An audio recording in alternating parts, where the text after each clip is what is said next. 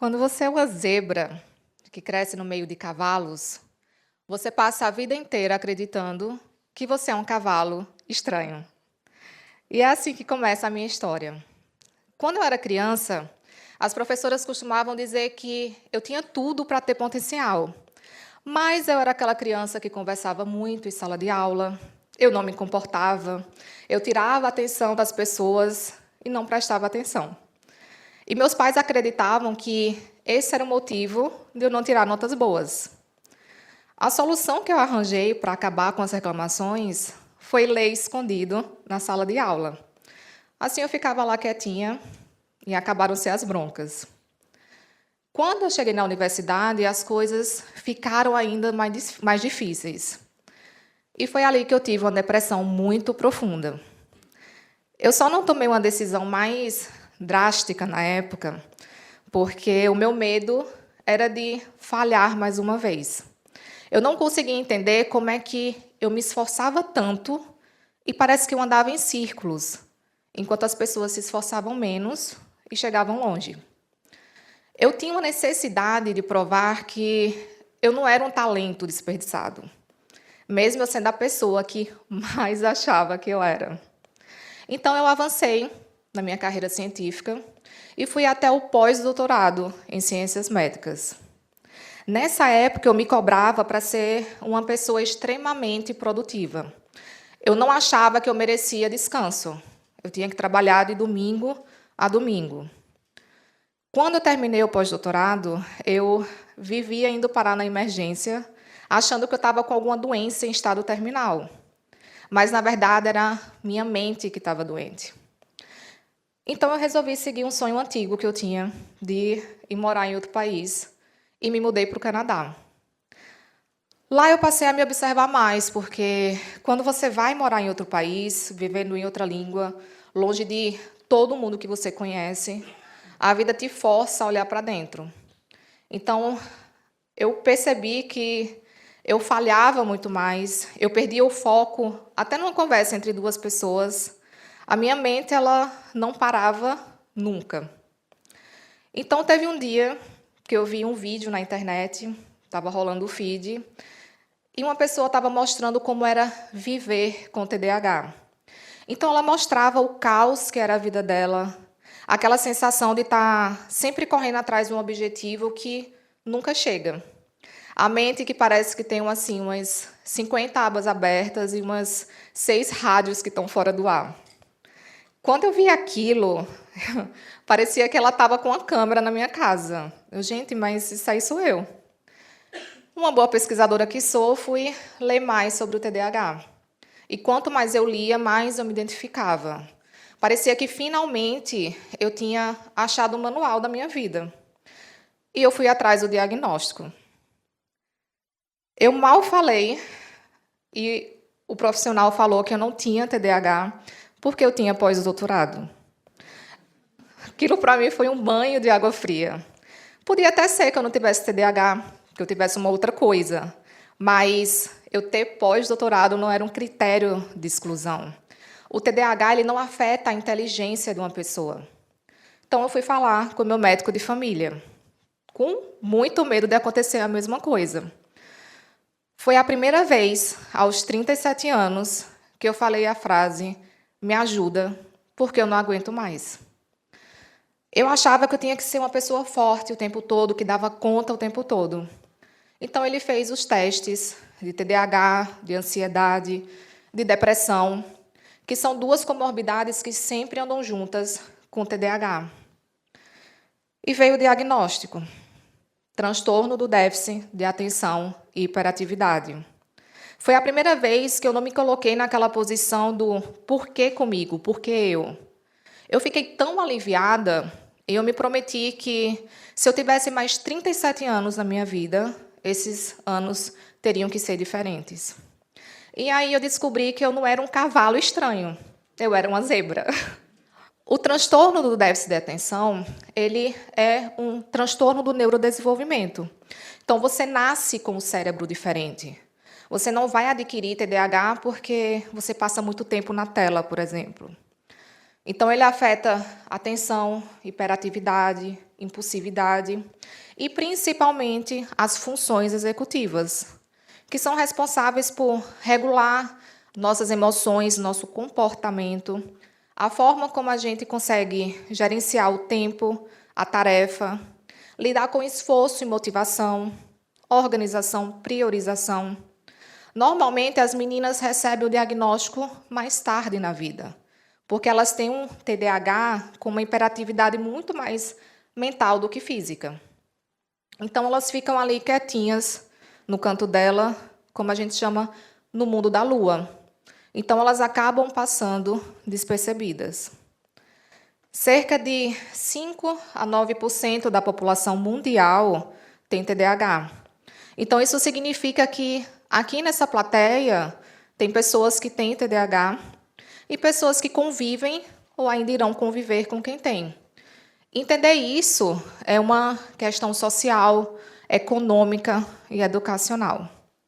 Depois do diagnóstico, eu me perguntei o que é que eu poderia alcançar se eu parasse de tentar ser uma pessoa normal a todo custo.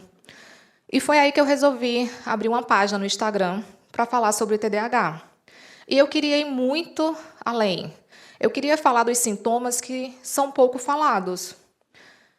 Eu tinha o que muitos criadores de conteúdos não tinham, que era a minha formação científica.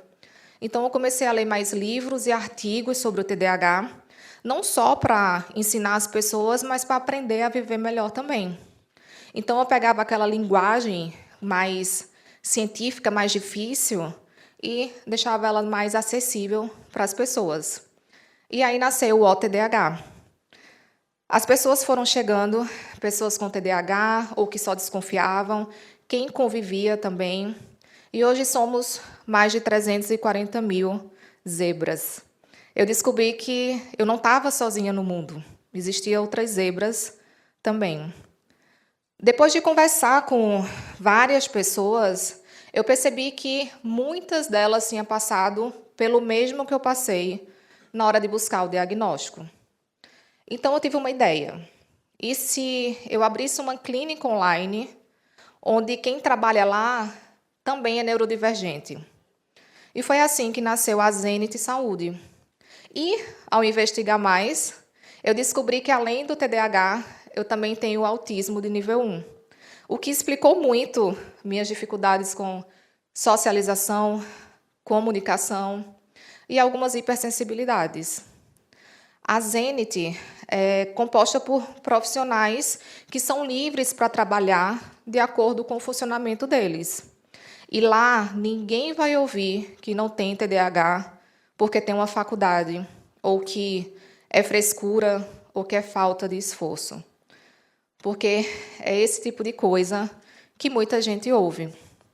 Foi aí que, pela primeira vez, eu me encontrei profissionalmente, com mais de 37 anos. E hoje eu estou aqui falando com vocês, no palco do TEDx Joinville, algo que eu nunca imaginaria na vida. Então, eu falo para vocês que nunca é tarde para recomeçar. Eu sei que está parecendo final de palestra, mas ainda não é. É aqui onde a minha história encontra o tema inovação. Desde criança, eu nunca fui de pensar em linha reta. Eu sempre pensei em rede. Então, se a pessoa me dava um problema, eu pensava em várias soluções. Eu sempre me perguntei por que é que eu tenho que fazer as coisas igual a todo mundo. Por que eu não posso pegar esse passo a passo e tentar de uma forma diferente? Isso nunca me fez melhor do que ninguém, apenas diferente. Você já teve a sensação de que ser diferente é algo ruim? Porque foi isso que eu acreditei a minha vida inteira, que ser diferente é ruim. Quem tem TDAH tem 300% mais chances de abrir o próprio negócio. Isso porque são pessoas que estão buscando por autonomia, por liberdade criativa, por adaptar o ambiente à forma que o cérebro deles funciona. Então, eu estou aqui nessa porcentagem, junto com essas pessoas, junto com pessoas como o cofundador da Microsoft, por exemplo, o Bill Gates, o David Neeleman, que criou a JetBlue, e o Richard Branson, que criou o Virgin Group. Muitos deles nem entraram na faculdade, mas eles conseguiram chegar longe funcionando da maneira deles. E aqui vai um ponto muito importante para founders, para investidores. Existe uma diferença muito grande em querer que uma coisa seja feita da maneira certa e querer que o resultado esteja certo. Porque startups, elas não quebram quando alguém faz algo de uma maneira diferente. Elas quebram quando elas não inovam, elas não buscam por caminhos diferentes. Ambientes que valorizam apenas um único caminho acabam sufocando os cérebros neurodivergentes. Mas ambientes que oferecem flexibilidade, clareza de resultados, criam algo muito importante, que é a motivação, a inovação e o engajamento. É importante que a gente crie ambientes onde a sobrecarga da pessoa não seja maior do que a habilidade que elas têm a oferecer. Não é à toa que empresas inovadoras falem tanto sobre cultura.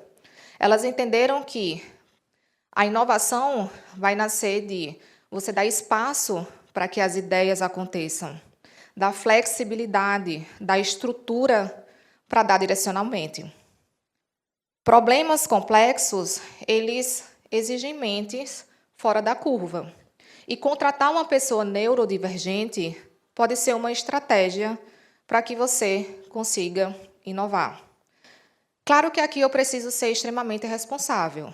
Nem todo mundo que tem TDAH vai ser uma pessoa extremamente criativa. E criatividade não apaga o sofrimento de uma pessoa. O TDAH é um transtorno sério, ele não é uma desculpa, ele não é uma moda, ele é uma forma diferente de funcionar, que precisa de apoio, de estratégias, precisa de ajuda. Romantizar é algo muito perigoso, mas negar o potencial também é. Se tem uma coisa que a minha vivência ensinou é que talvez não sejam as mentes que precisam mudar, e sim o sistema. Porque o mundo ele precisa de mais foco, mas ele também precisa de mais imaginação. Ele precisa de mais metodologia, mas precisa de mais ruptura. Porque a inovação não nasce quando todo mundo pensa igual. Ela nasce quando cérebros diferentes têm espaço para crescer, para existir, para contribuir. O futuro, ele precisa de mais coragem para deixar essas mentes expandirem e voarem mais alto. Obrigada.